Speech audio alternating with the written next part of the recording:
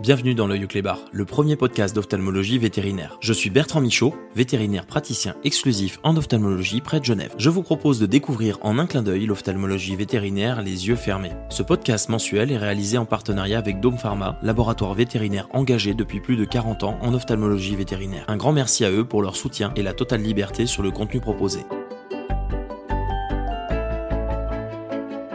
Bonjour à tous, bonjour à toutes. Aujourd'hui, on va dévier un petit peu de l'ophtalmologie traditionnelle du chien et du chat pour aborder l'ophtalmologie des NAC avec Lucas Flengy. Bonsoir Lucas.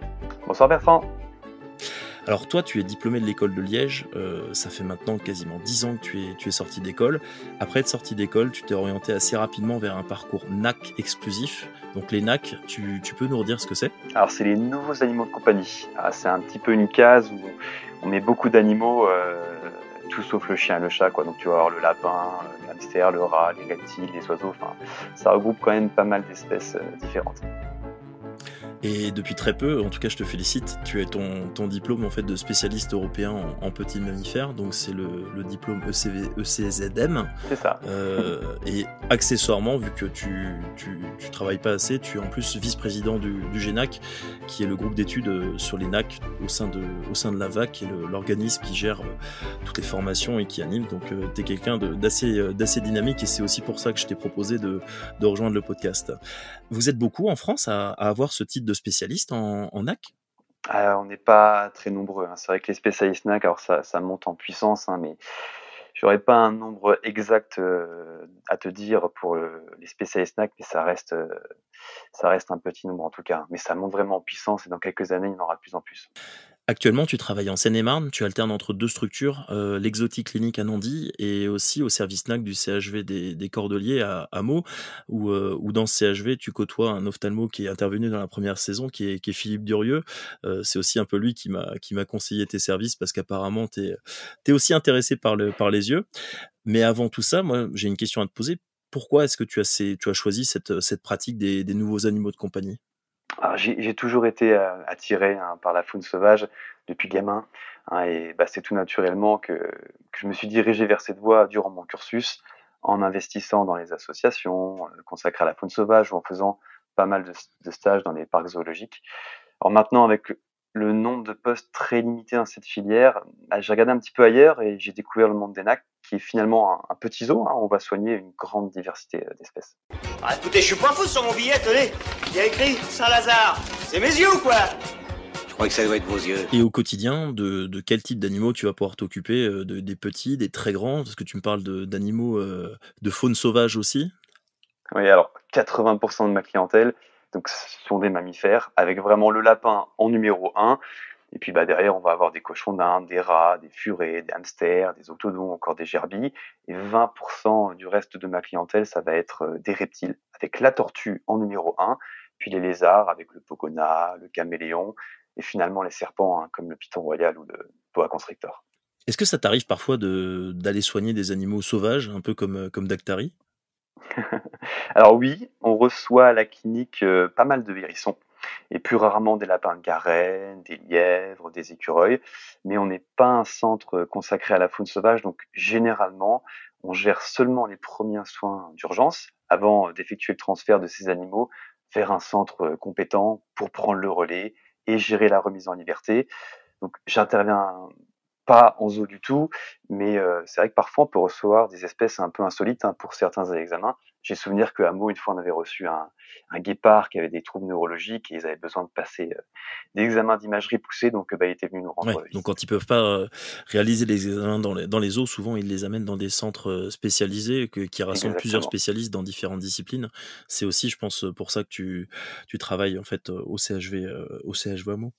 C'est ça, tout à fait. Est-ce que finalement, les yeux de ces nouveaux animaux de compagnie, parce qu'on est là pour parler d'ophtalmologie, est-ce qu'ils sont très différents fondamentalement de ceux des chiens et des chats que moi je vois régulièrement en consultation ?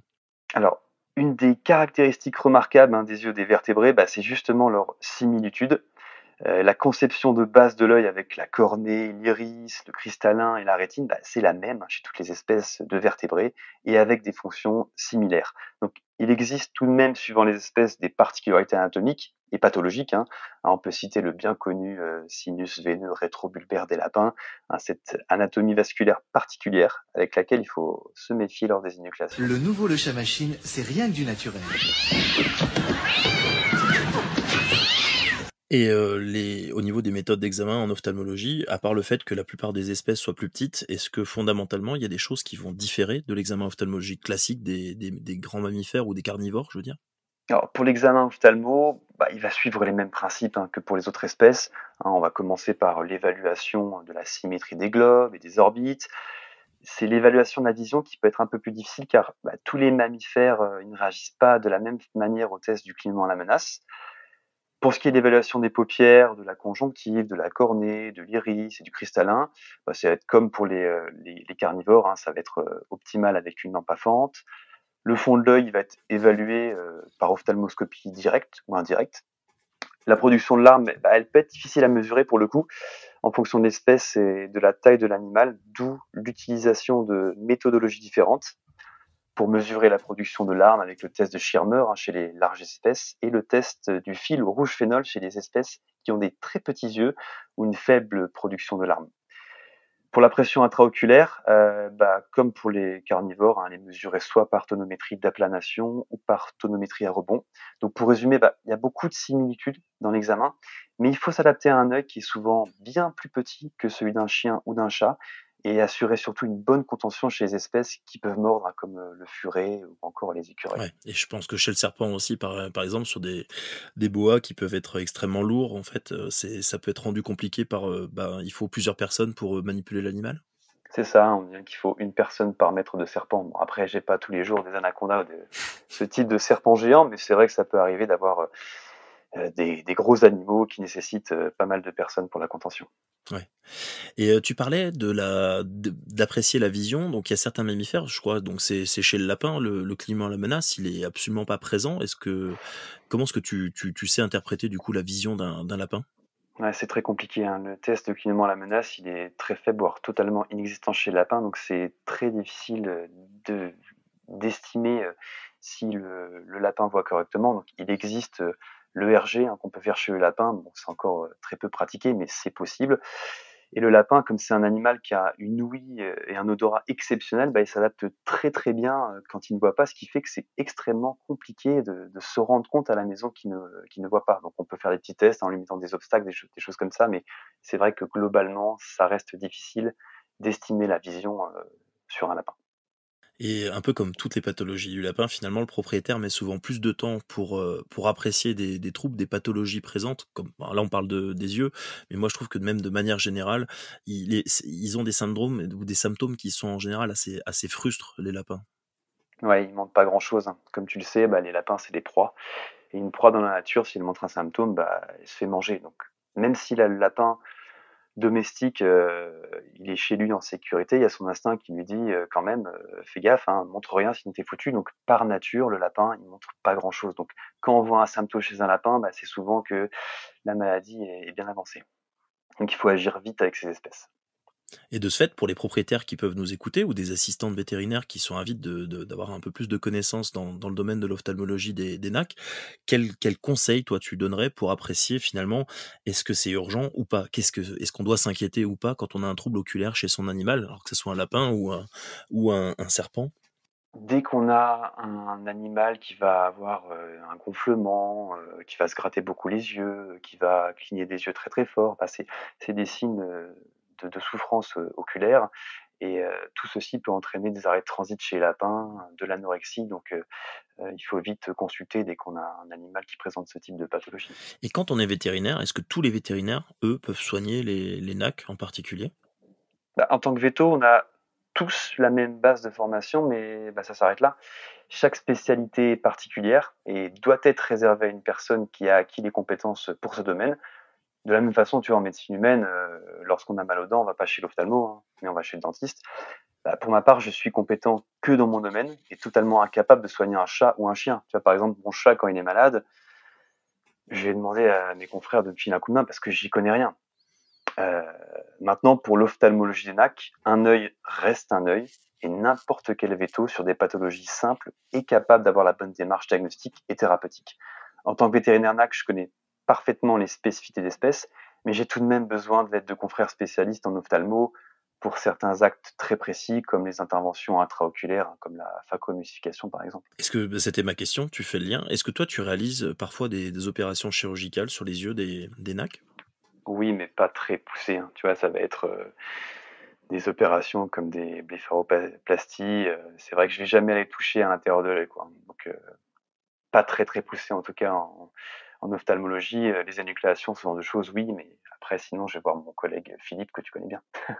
Et quand il y a d'autres pathologies, je sais pas, quand il y a des troubles digestifs, que tu dois faire une chirurgie abdominale, tu réalises ce genre d'intervention? Ouais, ouais, je fais quand même beaucoup de choses, après en effet, dès que c'est ultra, ultra spécialisé, pareil, je vais aller voir mes confrères au CHV des Cordeliers en chirurgie qui vont me filer un petit coup de main.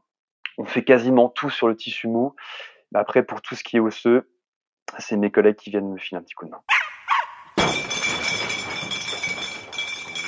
Est-ce que les pathologies oculaires des NAC sont fondamentalement très différentes de celles de nos animaux, domestiques classiques, Alors comme les non, carnivores? de façon, générale, les pathologies sont les mêmes, mais chaque espèce a ses spécificités et les étiologies peuvent être différentes, hein. Tu vois, on peut citer la dacryocystite du lapin, dont l'origine va être souvent dentaire chez lui, en raison de la croissance continue des dents chez cette espèce, alors que chez le chien, l'origine, tu peux le confirmer, Mmh. elle est souvent liée à un corps étranger principalement.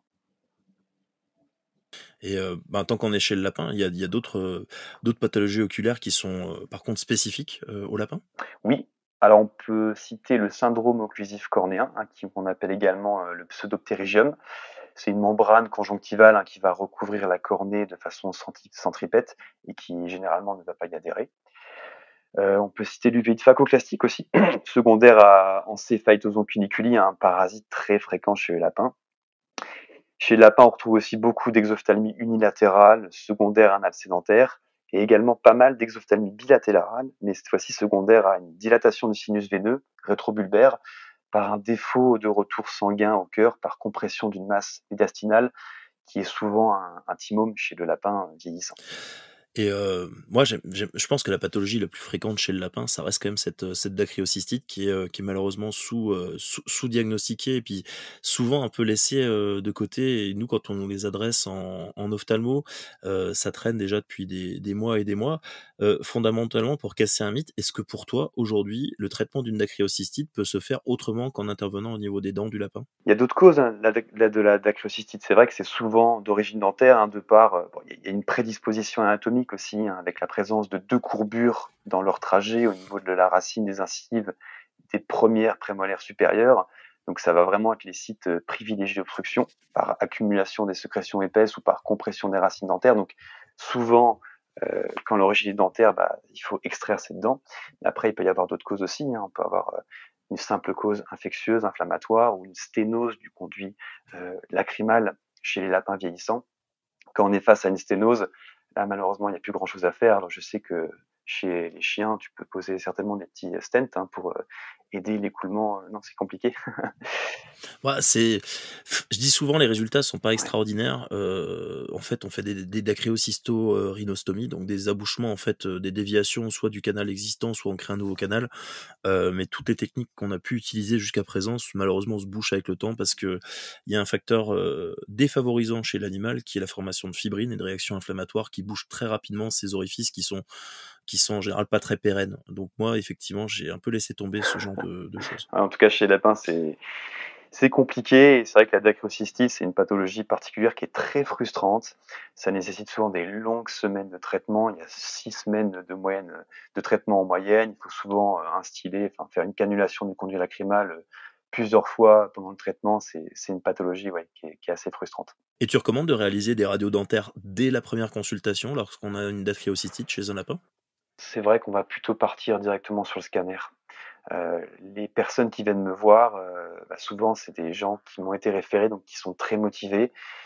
Donc on a moins le côté limite financier, ce qui fait qu'on part directement sur le scanner avec des liquides de contraste et ça permet d'avoir une meilleure visualisation de tout le conduit et de pouvoir aider au mieux l'animal. Et le lapin aussi a tendance à faire, on en voit quand même de plus en plus en pratique courante en ophtalmo, des ulcères atones, des ulcères superficiels chroniques, ce qu'appellent les anglo-saxons les SCED. Est-ce que fondamentalement, il y a une différence par rapport à l'ulcère superficiel du chien essentiellement, du boxer par exemple?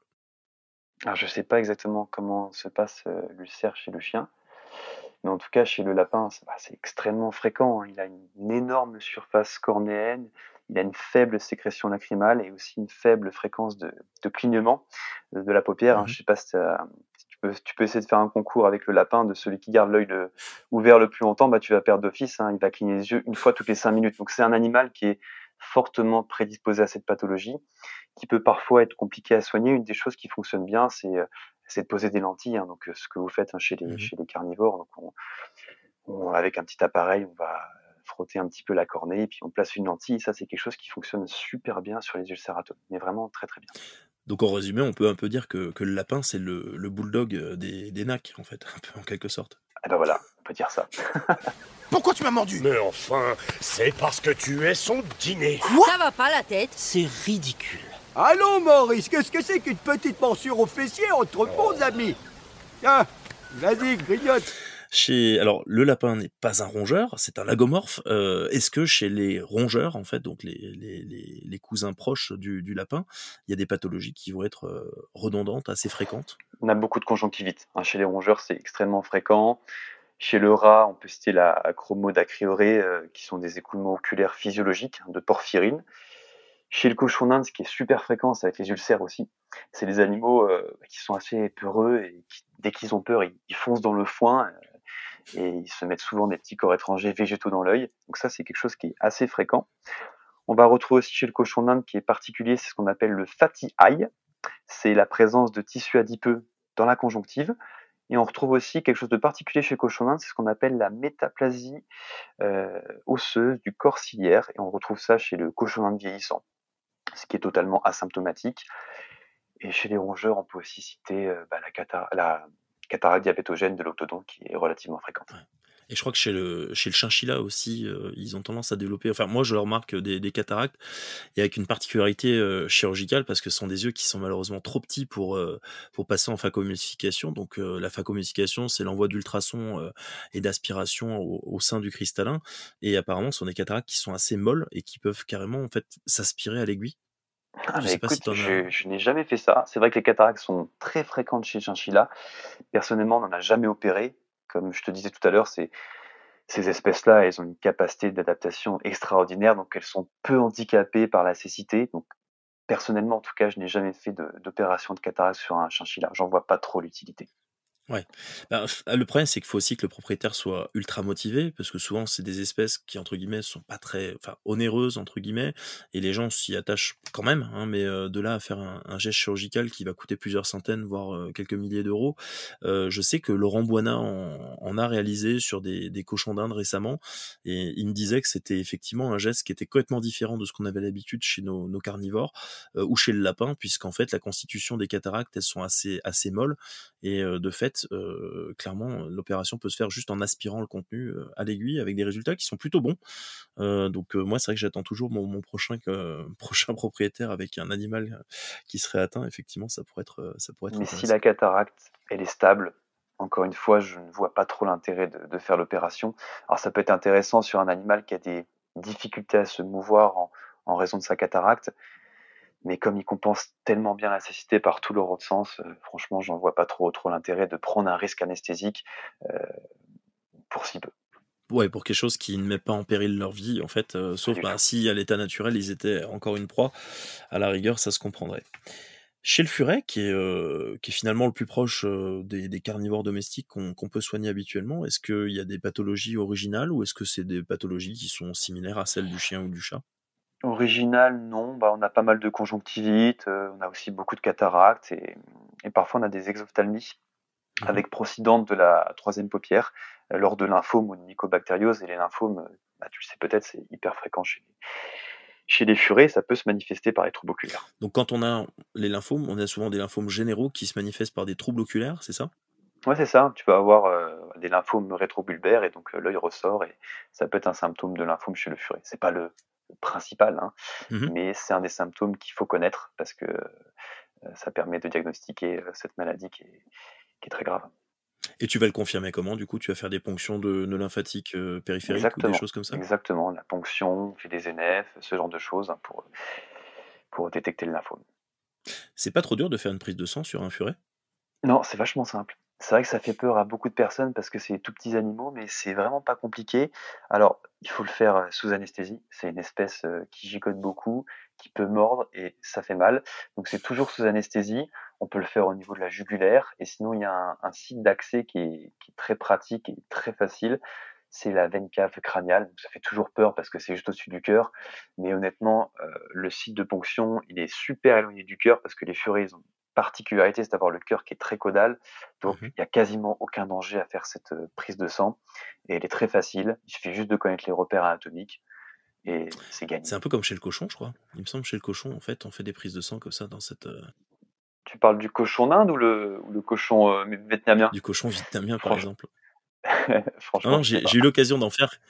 Quand j'ai débuté, j'ai fait pas mal de j'ai travaillé en clientèle mixte pendant 3 ans effectivement et j'avais un vétérinaire, un vieux vétérinaire qui m'avait emmené dire: «Viens, on va faire des prises de sang sur des cochons» et ça se faisait comme ça. Il m'a tendu en fait un casque anti-bruit, un peu comme le casque que je porte pour enregistrer le podcast, mais pour pas entendre le cochon hurler tellement fort parce que ça détruisait les oreilles et j'ai fait 3 prises de sang sur des cochons et ça se faisait comme ça effectivement. Donc vraiment en fait, Ok, base de la à la base de la patte avant comme ça en tendant assez fort et en allant piquer. Mais effectivement, technique intéressante que je connaissais pas pour la prise de sang des furets. Super. ouais. On n'aime pas les chiens qui aboient pour rien. Dernière espèce qu'on va aborder, sont les reptiles. Donc les reptiles, c'est quand même une grande famille où il y a quand même une grande variété, au sein des animaux. Qu'est-ce que tu vas retrouver comme pathologie assez propre? Parce que moi, en général, quand on me parle en ophtalmo, on me dit: «C'est quoi la pathologie particulière?» à part les lunettes persistantes chez le serpent lors des mues et l'hypovitaminose A, chez la tortue. À part ça, moi, j'ai pas tellement de pathologies qui sont assez fréquentes. Tu peux nous détailler un peu ça? Bah, alors, si on commence par les tortues, ben, on va avoir beaucoup de blépharite, de conjonctivite, de kératite. Alors, chez les tortues de terre, ça va souvent être secondaire à des infections ou un trauma. Mais comme tu disais, hein, chez la tortue d'eau, pour le coup, là, ça va être secondaire à des carences en vitamine A. Et pour les serpents, et d'ailleurs certains geckos aussi, hein, donc comme tu disais, ils ont la particularité d'être dépourvus de paupières, mais ils ont ce qu'on appelle cette lunette précornéenne, qui est une écaille transparente et invisible qui va protéger leurs yeux. Donc cette lunette, elle est normalement éliminée avec la mue, mais elle peut persister en cas d'anomalie de mue ou de la présence d'acariens, d'un trauma ou de carence alimentaire. Et il est aussi possible d'observer chez les serpents des abcès précornéens qui vont se manifester par un bombement de la lunette et dont l'origine va souvent être traumatique ou une infection ascendante par les voies lacrymales qui débouchent dans la cavité Et quand buccale. cette lunette peut pas être éliminée par elle-même lors de la mue, tu dois opérer? On va la retirer, on peut la retirer délicatement ou sinon la simple instillation, de collyre pour bien hydrater la membrane va suffire à s'en débarrasser, quoi. C'est pas forcément, besoin d'avoir un acte chirurgical pour ça.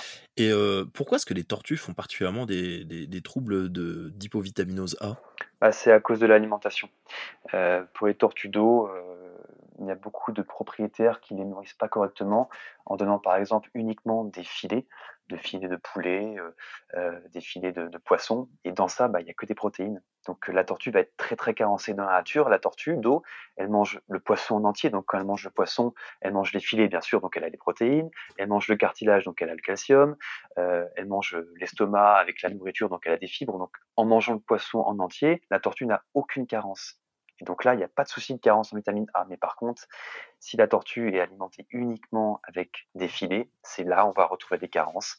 Et donc, on va retrouver ces pathologies oculaires chez ces tortues. Et comment est-ce que cliniquement tu vas pouvoir différencier, on va dire, une conjonctivite chez une tortue d'une hypovitaminose A? Tout simplement, avec la discussion, avec le propriétaire, hein, on commence toujours une consultation avec une tortue par parler un petit peu de l'environnement de la tortue, savoir comment elle mange. Et c'est déjà d'abord ça, hein, qui va nous guider. Si le propriétaire nous apprend que sa tortue s'alimente de la façon dont je t'ai parlé juste avant, ça va nous mettre sur la voie. Après, pour les conjonctivites, typiquement infectieuses, on va pouvoir faire des prélèvements et mettre en évidence des pathogènes agressifs.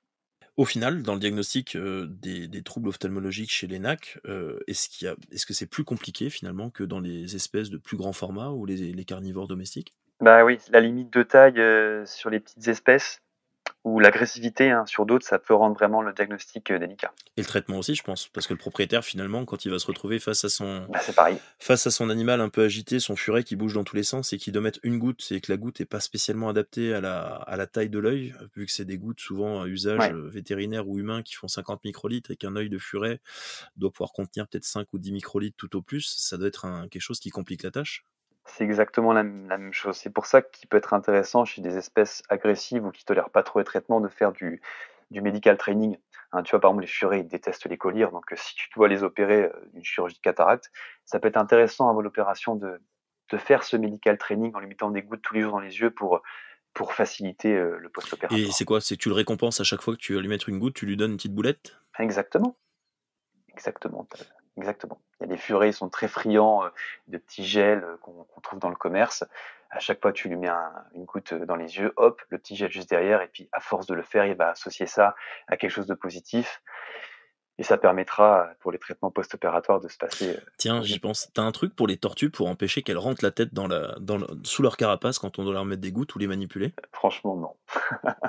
Franchement, non, et oui, ça peut être super compliqué. Donc tu es en train de me dire que tu as fait 3 ans en fait de résidence pour En avoir un petit board européen mammifère. en fait En en petit... nouveaux Ah animaux? ouais, pas les En reptiles. petits Rien à mammifères, voir. pardon. T'as des bords de reptiles, des bords d'oiseaux et des bords de petits mammifères. Donc moi, depuis 3 ans, c'est... Bon, je te retrouve dans 3 ans pour, une fois que tu auras fait le board en reptile pour reparler des contentions des Je crois tortues. pas, franchement, mais on sait jamais.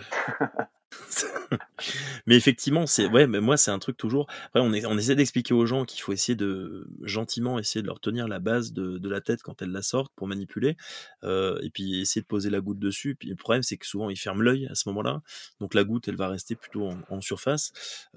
C'est des fois un peu compliqué. Et sur les petites espèces, par exemple sur le furet, je pense quand les gens n'arrivent vraiment pas à mettre les traitements, est-ce que tu peux avoir recours à d'autres formes d'administration à part la voie, générale, hein, parentérale? Est-ce que tu fais des injections sous-conjonctivales, par exemple, qui vont faire que le produit va être relargué pendant quelques jours? Personnellement, c'est quelque chose que j'ai jamais fait. On arrive quand même toujours à nos fins sur l'administration de traitement, mais cette technique-là, en tout cas, non, je l'ai jamais testé en clinique. Et sur les traitements, est-ce qu'il y a des traitements qui marchent chez nos carnivores domestiques, mais qui chez des petits mammifères ne vont pas fonctionner ou peu fonctionner? Alors oui, on peut citer l'atropine, hein, qui fonctionnera pas chez 60% des lapins Mmh. en raison d'une circulation élevée d'atropinestérase, avec une plus grosse prévalence chez le mâle. Donc chez ces animaux, l'ajout de phényléphrine topique à 10%, ça peut aider vraiment à obtenir la midriase. Mmh. Ouais, et puis comme on parlait tout à l'heure, hein, l'épiphorat aussi, hein, avec la dacryo, chez le lapin, ça peut être un traitement très long et Ouais. frustrant avec des récidives fréquentes, hein. Donc, Et est-ce qu'il y a des médicaments qui sont clairement contre-indiqués? Par exemple, on sait que chez le lapin, souvent, en fait, c'est souvent une question qui m'anime. On sait qu'ils sont très sensibles aux antibiotiques, qui peuvent vraiment gravement perturber leur flore digestive et entraîner, même la mort du lapin. Est-ce que les formes oculaires peuvent avoir des conséquences au niveau digestif et est-ce qu'il faut faire attention à ce qu'on met dans les yeux d'un lapin? pour les formes oculaires, non, j'irai pas jusque-là. Bien sûr que tu peux avoir un peu de produits qui passent en systémique, mais de là à mettre en danger la vie du lapin, ça n'ira pas jusque-là. Mmh. Donc, il n'y a pas de raison de s'inquiéter par rapport aux formes oculaires, mais c'est vrai que comme tu disais, les formes systémiques, hein, comme l'amoxicilline par exemple, ça peut carrément tuer un lapin. C'est un animal qui a une flore digestive énorme. C'est un herbivore, il a un sécom qui est énorme avec des milliards de bactéries, hein. On dit que le lapin, il vit en symbiose avec une bombe atomique, hein. Quand tout va bien, il n'y a pas de souci, mais dès qu'il y a un petit trouble ou une mauvaise molécule, les bactéries, elles seront plus en équilibre avec le lapin. Elles peuvent sécréter des toxines, ce qu'on appelle le choc entérotoxémique, et ça peut être tout à fait fatal chez un lapin. Mais avec des collyres, on n'ira pas jusque-là. Mmh. Après, moi, souvent, on m'avait enseigné au CES d'ophtalmologie qu'il fallait se méfier aussi par rapport aux corticoïdes contenus dans certains collyres, qui, vu la petite taille de certaines espèces, peuvent avoir des conséquences qui sont assez dramatiques en fait chez les animaux. Et régulièrement, quand on met des collyres anti-inflammatoires à base de corticostéroïdes, même déjà chez le lapin, qui sont pourtant des animaux qui peuvent peser 1 à 2 kilos, on a des effets indirects comme de la PUPD, donc de la polyurie-polydipsie, qui peuvent se manifester. Est-ce que ça, c'est quelque chose que tu sais interpréter ou que tu as déjà constaté? C'est quelque chose que j'ai jamais constaté. Alors peut-être que sur des micro-espèces, genre des petits lapros, pourquoi pas, mais en tout cas sur les lapins adultes, je n'ai jamais observé d'effet négatif des corticos en local. Mais c'est vrai que, enfin, moi, c'est quelque chose qui m'a déjà été mentionné quelques fois par des propriétaires, donc je le mentionne. Mais après, On parle souvent des corticos chez le lapin, c'est des espèces Mmh. corticosensibles, donc on se méfie des corticoïdes, mais en tout cas en topique, OK. je n'ai jamais observé de phénomène négatif sur ces animaux. Tu dois y aller. C'est là que ça se passe. Certainement pas. Je n'irai pas là-dedans. J'ai trouvé des croquettes. Donc au final, on a vu ensemble que c'est quand même un peu plus difficile de faire respecter les traitements pour le propriétaire des NAC finalement. Il faut qu'il soit aussi motivé pour appliquer les traitements. Est-ce que pour améliorer cette observance dont tu me parlais donc chez le furet, de les stimuler, les motiver avec un training adapté, est-ce qu'il y a d'autres petites techniques, trucs et astuces que tu pourrais éventuellement nous donner? Alors, une serviette, tout simplement. Je pense que c'est très utile pour les soins à la maison. Tu connais peut-être le célèbre burrito ou sushi de lapin. Euh, Ça permet vraiment de faciliter l'administration des médicaments. C'est des espèces qui peuvent quand même beaucoup gigoter, qui n'aiment pas trop qu'on touche à leurs yeux. Donc, la contention avec la serviette est très utile chez les grandes espèces, mais comme chez les toutes petites aussi, les hamsters ou les Mmh. gerbilles, une petite serviette suffit à bien les maintenir, à bien les contenir pour pouvoir administrer les médicaments en toute sécurité pour l'animal et puis même pour nous parce que les morsures sont fréquentes avec ces petits animaux. Et en résumé un peu de tout ça, le plus compliqué, toi, quand tu te retrouves face à un problème ophtalmologique, chez des animaux exotiques, ça va être quoi? Ça va être, le diagnostic, ça va être le traitement, ça va être la contention, ça va être l'observance? Mais il faut pouvoir s'adapter à chaque espèce. Donc on a parlé des petites espèces à contention difficile, les espèces agressives, et puis il y a les grandes espèces très puissantes comme les tortues sulcata. C'est des animaux qui peuvent dépasser les 100 kilos et qui sont bien plus fortes qu'un homme. Donc quand on se retrouve à devoir réaliser des soins ophtalmo sur un tel animal, sache que c'est elle qui décide si on peut lui faire des soins, c'est pas nous. D'où l'intérêt encore une fois du medical training pour anticiper ce type de situation. On parlait des chirurgies tout à l'heure, donc lorsqu'on n'a plus tellement le choix et qu'on doit recourir en fait à l'intervention chirurgicale, comment est-ce qu'on empêche ces espèces souvent, de formats bien différents à nos espèces, habituelles, de se gratter, de se enlever les fils et cetera, de se frotter sur le sol? Parce qu'en fait, un serpent, on aura du mal de lui mettre une collerette, par exemple. Ah oui, ça va être compliqué. Pour les serpents, il n'y a pas de collerette, même si ça serait marrant. Mais il est vrai qu'on n'est pas trop embêté avec nos animaux en post-opératoire. Ils font pas trop de bêtises et c'est tant mieux parce que c'est quand même super stressant pour la collerette. Comme on parlait tout à l'heure, la plupart des NAC sont des proies. Donc elles ont besoin d'avoir un champ de vision panoramique pour pouvoir repérer les prédateurs. Et donc si on met une collerette, on va leur réduire ce champ et c'est stressant. Et ça peut déclencher les arrêts de transit et c'est encore pire chez les lapins parce que il pratique la sécotrophie, c'est-à-dire qu'il va remanger une partie de ses selles afin qu'elle refasse un passage dans le système digestif afin d'en extraire un maximum de nutriments. Donc si on empêche le lapin de pratiquer la sécotrophie à cause d'une collerette, ça peut provoquer secondairement des troubles digestifs. Mais après, si l'animal il est infernal, tant pis, il faudra lui mettre une collerette adaptée à son gabarit. Pour les petites espèces comme les asperges ou les rats, par exemple, on va utiliser des anciens films radio qu'on découpe afin de faire une collerette de fortune, et ça marche plutôt bien. T'arrives encore à en trouver des films radio?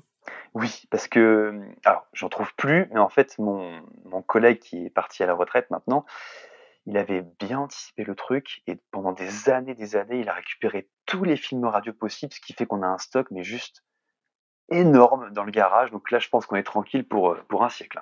Pour 2 générations, 3 générations de vétérinaires Exactement. spécialistes. Tu nous parlais tout à l'heure au niveau chirurgical, la complexité en fait ou la particularité anatomique du lapin avec ce sinus qui nous pose tellement de soucis lors des énucléations. C'est difficile de l'expliquer lors d'un podcast, mais en gros, moi j'ai souvent des vétérinaires qui me disent: «Mais moi j'ai encore tué un lapin, il y a eu une hémorragie énorme en fait lors d'une énucléation. J'ai tenté ça comme je ferais sur un chien ou un chat et c'est pas passé comme d'habitude». Qu'est-ce que tu pourrais conseiller comme technique, comme façon d'intervenir pour réaliser ces énucléations «correctement» entre guillemets? Il faut vraiment donc, être au courant de la présence de ce sinus. Quand on est au courant, on va faire attention, on va y aller tout doucement. C'est pas compliqué, on peut faire des techniques très simples comme poser une simple ligature en dessous du globe. bien serré, ça se passe très bien. Et après, on peut utiliser également des ligatures, hein, où là, ça facilite grandement le travail. Mais oui, il faut se méfier de ce sinus parce que quand on le perce, on l'oublie pas, hein. Ça monte très, très vite. Et tu arrives à remédier en cas d'hémorragie si ça commence à saigner énormément? Je sais qu'il y a des Oui. il y a des produits en fait, je suis en train d'essayer un produit, qui s'appelle le Surclot pour pas le citer, qui est une sorte de poudre hémostatique, qui permet justement de juguler ces saignements. Est-ce que c'est des choses ou des compresses par exemple comme le Pangène qui sont des compresses, hémo-absorbantes et résorbables en plus? Est-ce que c'est des choses que tu as déjà utilisées? Alors, Pangène, oui. Après, le lapin va jamais mourir de cette hémorragie-là, hein. Il suffit de comprimer pendant plusieurs minutes, ça passera très, très bien. J'ai connu cette mésaventure-là parce qu'un collègue ophtalmo que je ne citerai pas, m'avait dit, simplement, de couper et puis de comprimer que ça se passerait très bien. Mais finalement, c'est pas du tout le cas avec le lapin. Donc j'avais découvert ça il y a longtemps, hein, quand j'ai commencé, et depuis cette erreur-là, je l'ai plus jamais refait, mais ça finit toujours par s'arrêter. Comprimer longtemps, mettre une Pangène ou alors mettre ta petite poudre, pourquoi pas, mais en tout cas, il y aura toujours des moyens d'arrêter le saignement. Il faut pas paniquer, il suffit juste de comprimer de longues minutes et ça s'arrêtera.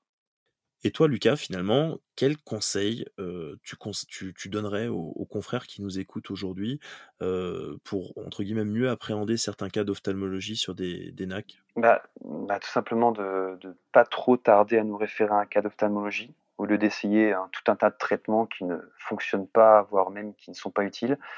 Il y a beaucoup d'espèces dans le monde des NAC et donc beaucoup de particularités avec des lésions, qui pourraient paraître pathologiques, hein, mais qui en réalité ne sont pas, hein. On a parlé tout à l'heure de la chromodacrurie du rat, qui sont des écoulements oculaires physiologiques de porphyrine, qui sont trop souvent confondus avec des écoulements de sang.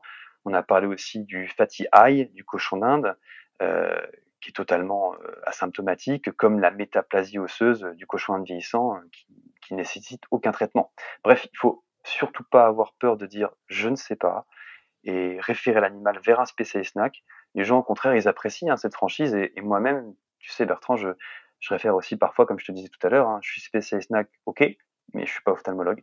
Donc si ça sort de mes compétences, comme une chirurgie de cataracte ou une échographie de l'œil, je vais voir mes collègues ophtalmo et c'est ça qui est pratique quand on bosse en CHV, c'est cette entraide, multidisciplinaire qui permet de faire des choses, chouettes. Et question que j'aime bien poser en fin de en fin d'interview, quel animal, plus original en fait, tu pu avoir à soigner au cours de ta pratique? Alors je vais rester dans le thème de l'ophtalmo. Ça remonte un petit peu quand même, hein. C'était en 2014, quand j'étais aux Eaux d'Amnéville. On avait fait une double phacoémulsification sur une, otarie de Patagonie, donc c'est un gros bébé, hein, de 300 à 350 kilos. Donc il y avait du monde, hein, sur la chirurgie. On était 4 vétos de zoo, un veto spécialisé dans les mammifères marins, un vétérinaire en ophtalmologie, et puis également un vétérinaire en ophtalmologie humaine. C'était super impressionnant. Je me rappelle encore de la taille gigantesque du cristallin de l'otarie, c'était incroyable et tout s'est super bien passé pour elle, donc c'était vraiment un chouette moment de ma carrière. Qu'est-ce que tu conseillerais pour aujourd'hui, un vétérinaire généraliste qui veut un peu plus se former en ophtalmologie des NAC? Est-ce que toi, tu as un livre de chevet, en fait, ou quelque chose dont tu te sers régulièrement pour aller, consulter un petit peu les différentes pathologies, les traitements et cetera? Alors pour se former, il y a pas mal de choses, hein. Déjà, comme tu l'as dit tout à l'heure, hein, je fais partie du GENAC, hein, donc tous les ans on fait un congrès annuel et on parle toujours d'ophtalmologie. Heu On fait aussi pas mal de webinacs, hein, donc tous les 3-4 mois, on va faire sur internet des conférences et l'ophtalmologie revient souvent. Après pour les bouquins, il y en a il y en a plusieurs, hein. On peut citer le Guézenberry, le Varga, enfin il y a quand même beaucoup de bouquins, disponibles, où on parle de l'ophtalmologie NAC. Et puis moi, j'ajouterais aussi ton compte Instagram où il y a quand même pas mal de conseils, en fait, hein, qui reviennent régulièrement. Donc vous pouvez suivre, Lucas, en fait, dans ses péripéties, son quotidien, en fait, hein. Donc alors je crois que c'est assez compliqué, faut marquer Lucas Flengui, en fait, dans la barre de recherche Instagram. Et vous pourrez aussi apprécier les talents de pianiste de Lucas tu peux nous en dire un peu plus sur cette passion sur le piano? Ah, le piano, c'est depuis tout petit, donc on est tous, très musique, dans ma famille et chaque enfant faisait 2 instruments, donc moi c'était piano, guitare et j'ai même fait pas mal d'accordéon. Donc c'est vraiment depuis toujours, hein. J'ai même failli me lancer un petit peu dans la musique à une époque où j'étais au conservatoire, de Nancy en musique. Et j'étais en horaire aménagé, donc en gros le matin j'allais à l'école et l'après-midi je faisais de la musique et du solfège.